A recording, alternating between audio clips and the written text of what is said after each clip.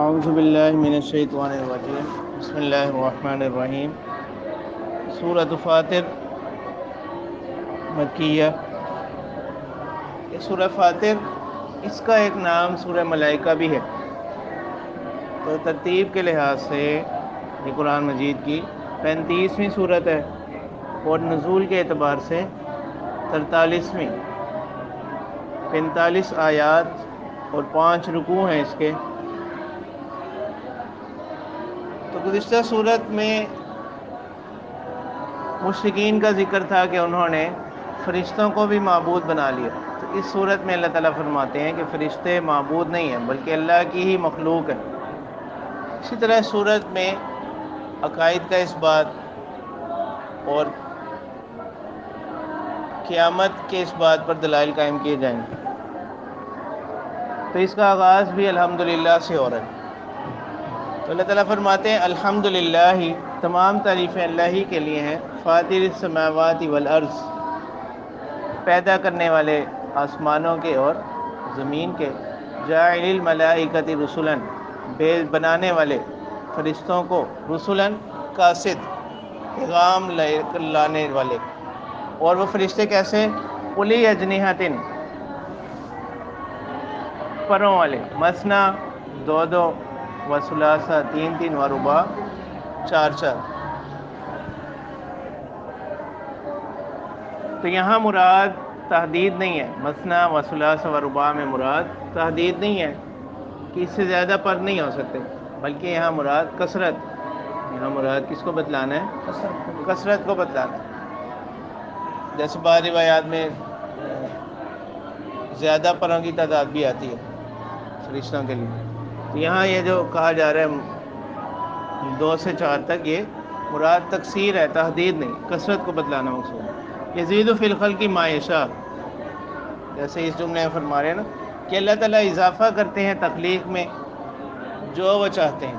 تو اس آیت کی، اس جملے کی 2 تفسیریں، ایک تو یہ کہ یہ خاص اسی گزشتہ کلام کے بارے میں ہی کہا جا رہا ہے کہ اولی اجنحۃ مثنا وثلاثہ ورباع، پھر اللہ تعالیٰ اضافہ کرتے ہیں جس تخلیق میں جس کے لیے چاہتے ہیں۔ اور ایک تفسیر یہ ہے کہ عام ہے، تمام مخلوقات کو شامل ہے کہ اللہ تعالیٰ اس کی تخلیق میں اضافہ کرتے ہیں جس کے لیے چاہتے ہیں۔ ان اللہ علی کل شیء قدیر، بے شک اللہ تعالیٰ ہر چیز پر قدرت رکھنے والے ہیں۔ ما یفتح اللہ للناس من رحمت فلا ممسک لہا، جو چیز اللہ تعالیٰ کھول دیں لوگوں کے لیے اپنی رحمت میں سے، فلا ممسک لہا، اس کو کوئی روکنے والا نہیں، اس کو کوئی روکنے والا نہیں۔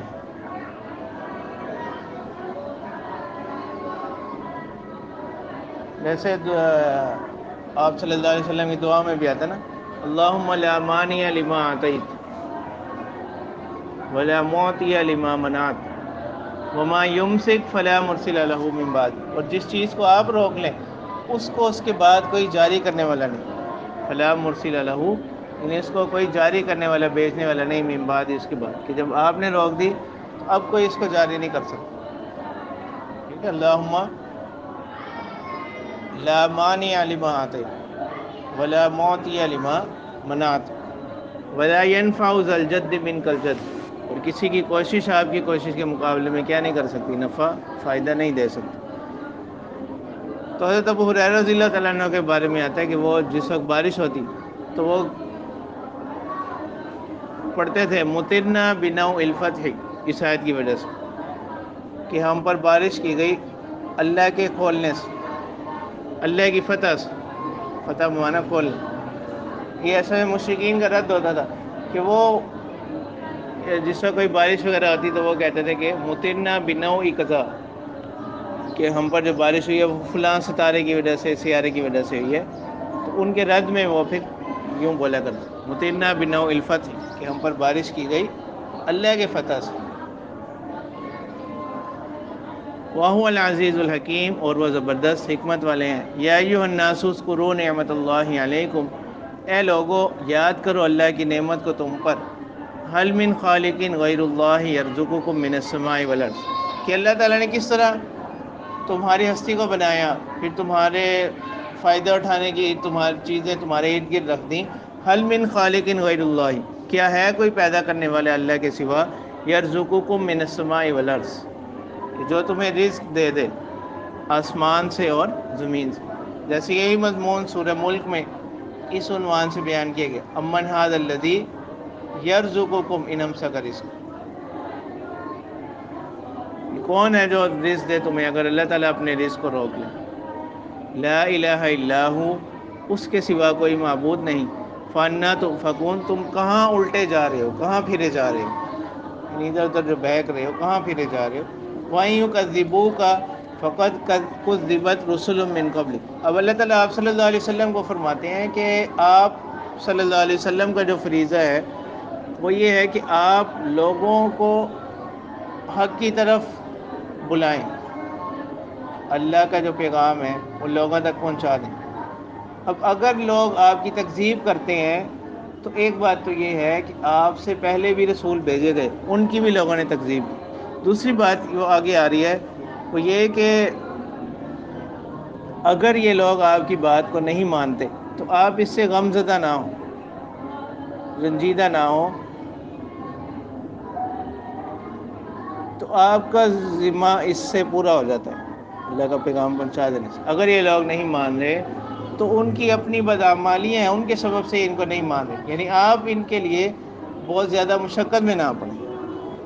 تو اللہ تعالیٰ فرماتے ہیں وَإِن يُكَذِّبُوكَ، اگر یہ آپ کو جھٹلائیں، آپ کی تکذیب کریں، فَقَدْ كُذِّبَتْ رُسُلٌ مِّن قَبْلِكَ، تحقیق جھٹلائے گئے رسول آپ سے پہلے بھی. وَإِلَى اللَّهِ تُرْجَعُ الْأُمُورُ، اللہ ہی کی طرف لوٹائے جاتے ہیں معاملات، یعنی انجام ہر چیز کا اللہ ہی کی طرف. یا ایھا الناس ان وعد اللہ حق، اے لوگو بے شک اللہ تعالیٰ کا وعدہ وہ کیا ہے، سچا ہے. فلا تغرنکم الحیات الدنیا، تو لہٰذا دنیا کی زندگی تمہیں دھوکے میں نہ ڈال دے کہ تمہیں یہ آخرت سے کیا کر دے، غافل کر دے. ولا یغرنکم باللہ الغرور، اور تمہیں اللہ کے بارے میں دھوکے میں نہ ڈال دے الغرور، دھوکے باز. تو اس کی تفسیر شیطان سے بھی کی گئی، ہر وہ چیز جو انسان کو اللہ سے کیا کر دے، غافل کر دے.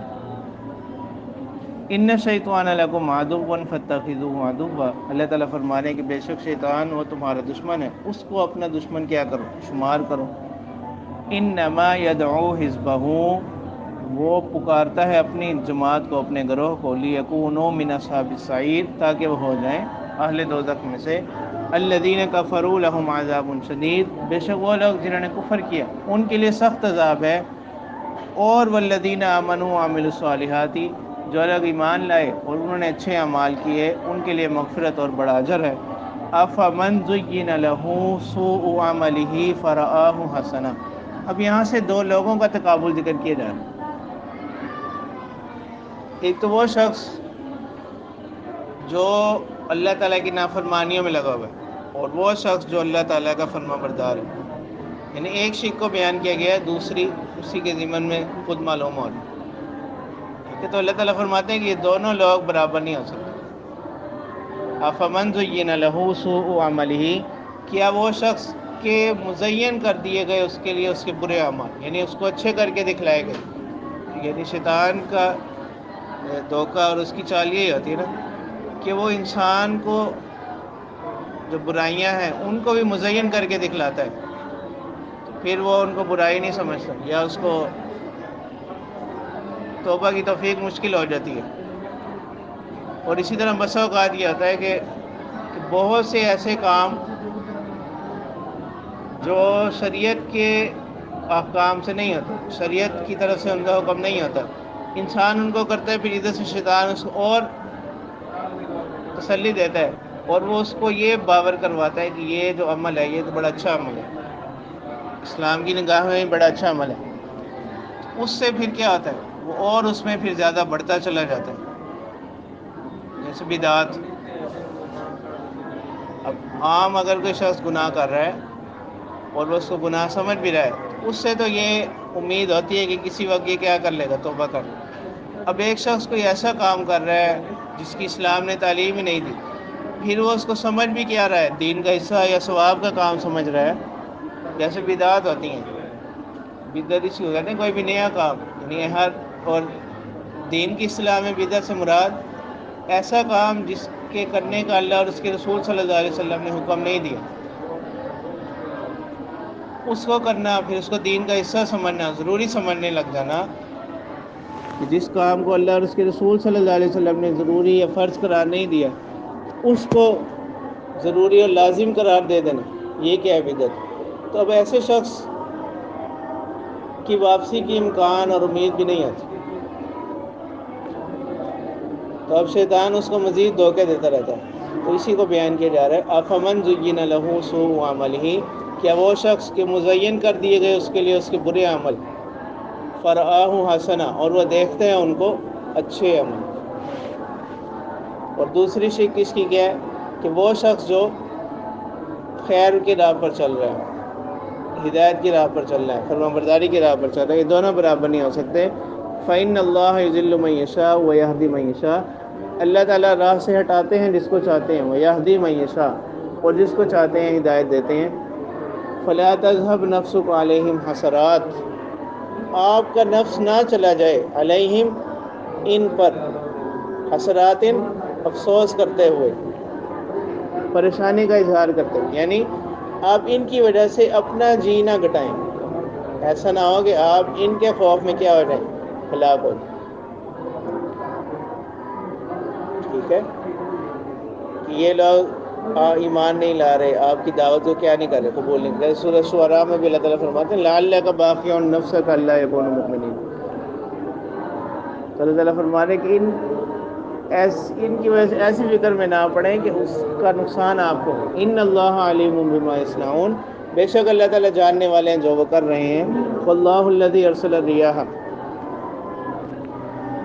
اللہ تعالیٰ ہی کی ذات ہے جو بھیجتی ہے ہواؤں کو، فتصیر سحابا، وہ ہوائیں اٹھاتی ہیں کس کو، بادلوں کو، فسقناہ، ہم ان کو چلاتے ہیں، الی بلد میت، کسی بنجر زمین کی طرف، شہر کی طرف، فاحیینا بہ الارض، پھر ہم اگاتے ہیں اس کے ذریعے سے، زندہ کرتے ہیں الارض، زمین کو، بعد موتہا، اس کے بنجر ہو جانے کے بعد، یعنی ایک زمین بنجر ہے، ہم اس پر آسمان سے پانی برساتے ہیں، تو پھر ہم اس طرح اس کے اندر نمو کی صلاحیت، اگانے کی صلاحیت کیا کرتے ہیں، پیدا کرتے ہیں۔ تو ایسے ہی ہے جیسے کہ مرنے سے کسی کو زندہ کرنا۔ اسی طرح اللہ تعالیٰ فرما رہے ہیں کذالک النشور، اسی طرح نشور ہوگا، اٹھانا ہوگا، جمع کرنا ہوگا، کہ ایک وقت ہم کیا کریں گے کہ تمام لوگوں کو ان کی قبروں سے ہم کیا کریں گے، اسی طرح جمع کریں گے، اکٹھا کر لیں گے۔